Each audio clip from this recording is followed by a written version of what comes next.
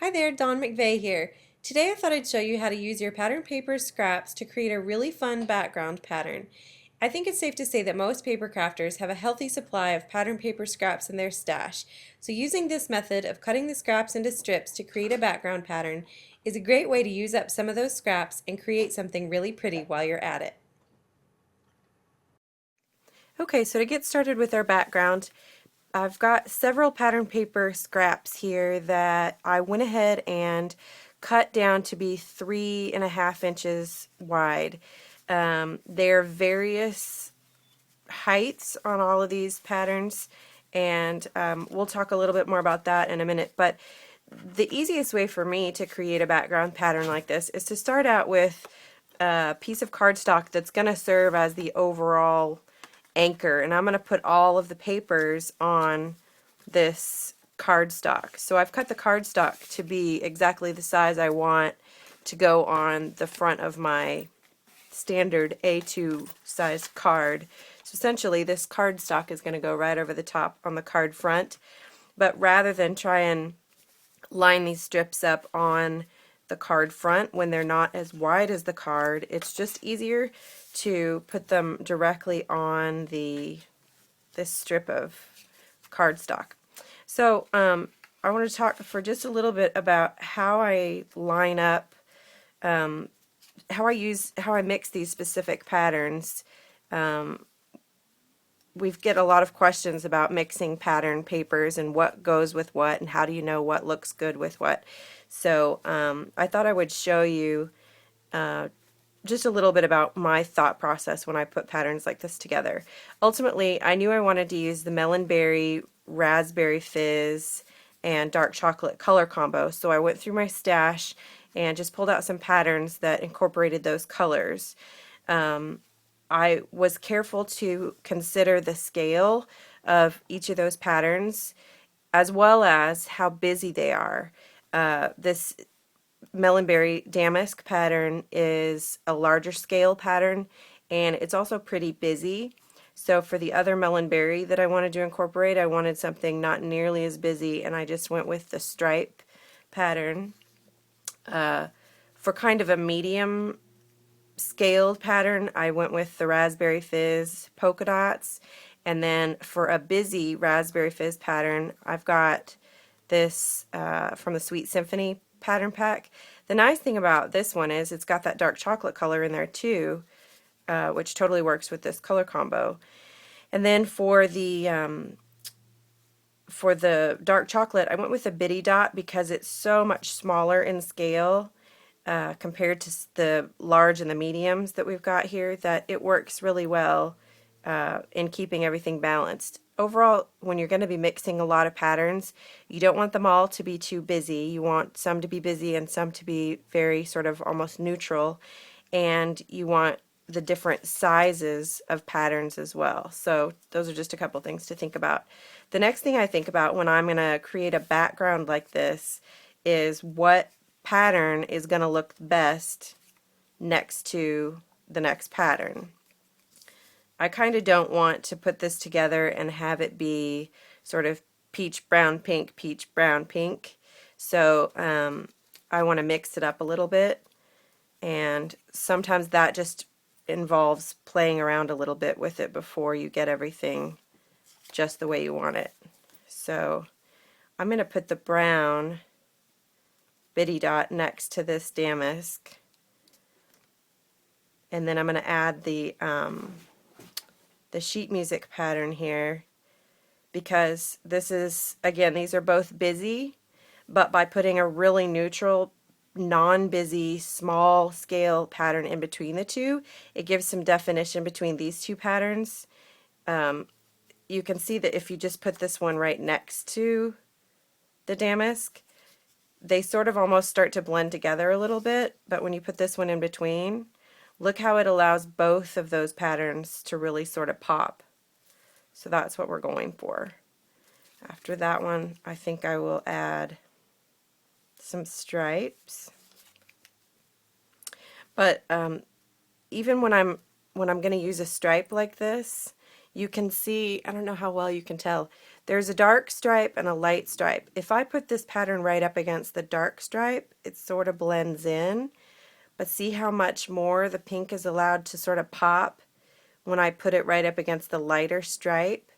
So you even want to think a little bit about the placement of the patterns right next to each other when you are putting patterns like this together.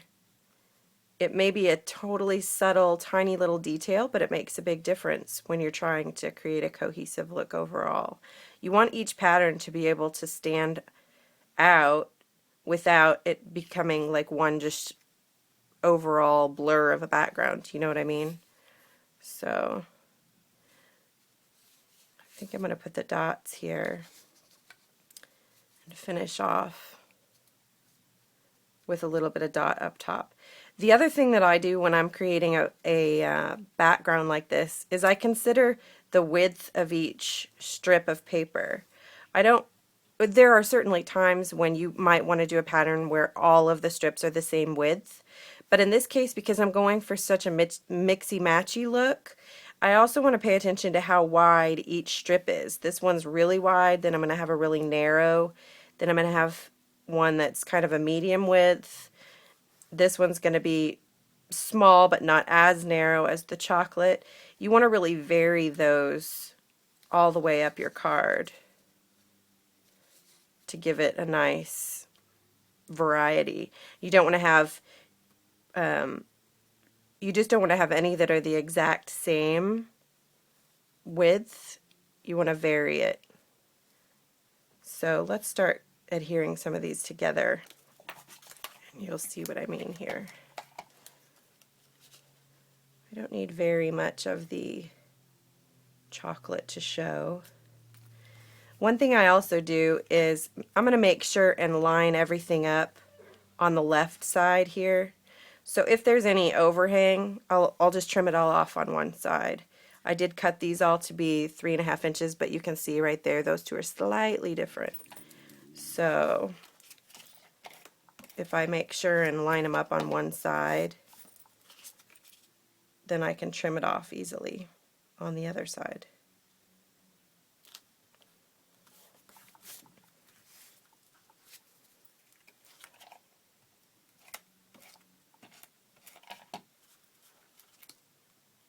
I think I'm going to go ahead and adhere these two together before I stick this down.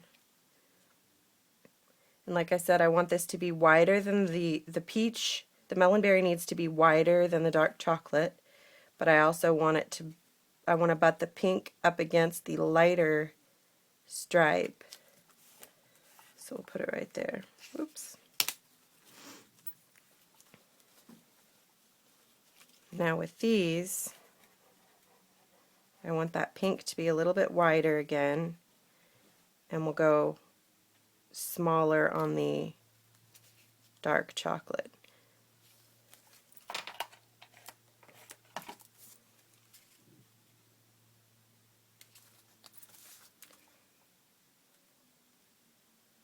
Again, I'm making sure I line up this left edge, which will help me out in a little bit. And you'll notice I'm adhering all of these together before I stick them on the cardstock. There is a reason for that. I'm going to position them on the top of the panel here, but I've got I use the Journal Tabs die to die cut this little melonberry tab, and I'm going to have it tucked just behind the pattern paper. So I need to stamp this before I adhere these patterns. So I've got some dark chocolate ink, and I have a sentiment from the Pretty Peonies stamp set. I'm going to stamp that right on the tab.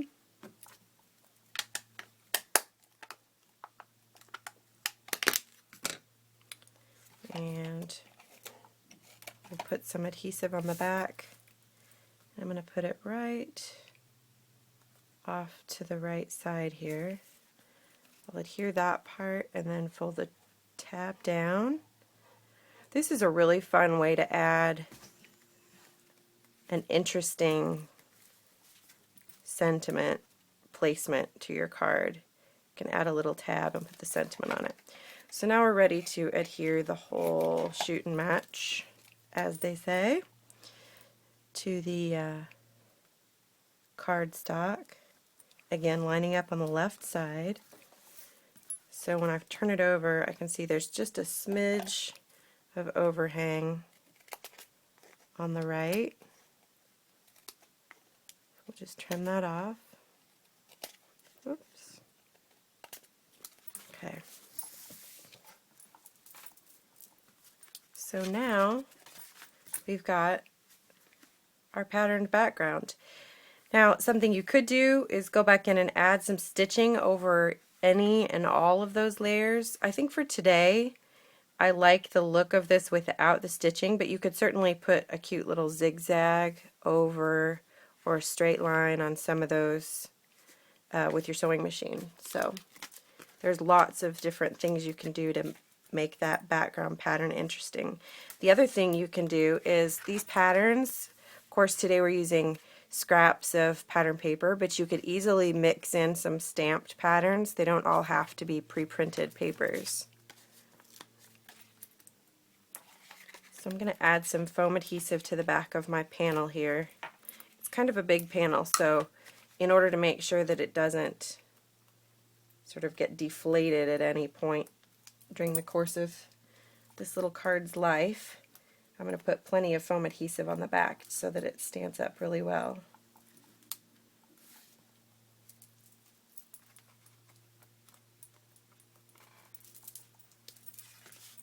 And we'll pop this right on the front.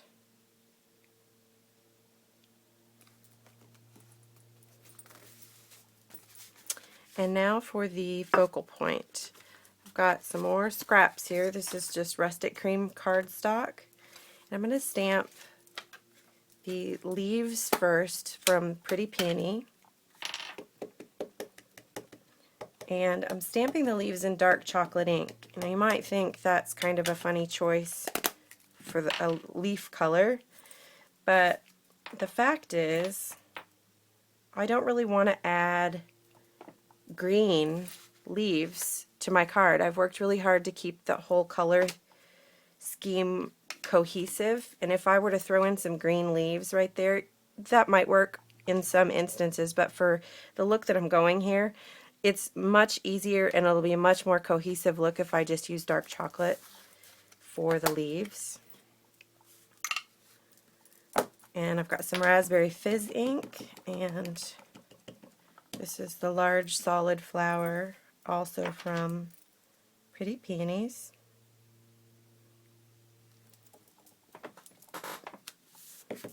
I'm going to stamp one more of these flowers without the leaves.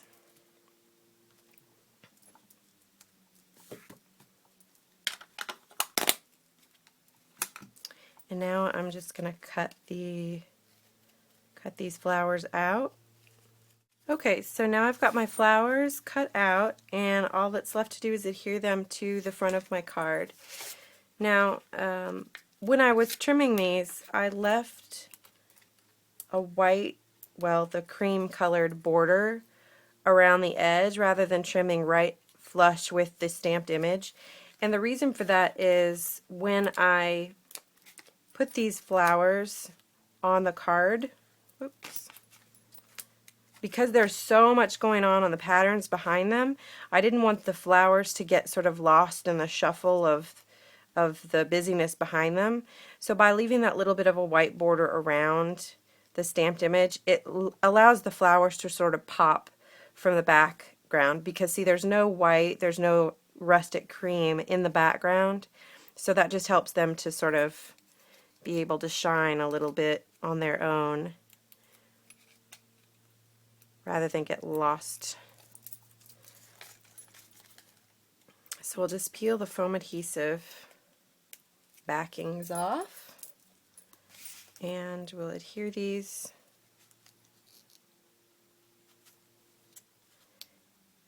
Another thing I'm doing is I'm being mindful of, again, how much busyness is going on here. being mindful of where I place these. If I put these flowers in the middle, you kind of, because these stripes are more, or strips here are more narrow, you lose that pattern, and I don't want to lose any of the patterns I've worked hard to place. By putting these flowers down toward the bottom, where I've got this wider strip, again, it allows the flowers to pop from the card, and it also doesn't cause you to lose any of that background that you've really worked hard on. So we'll just place these about like that.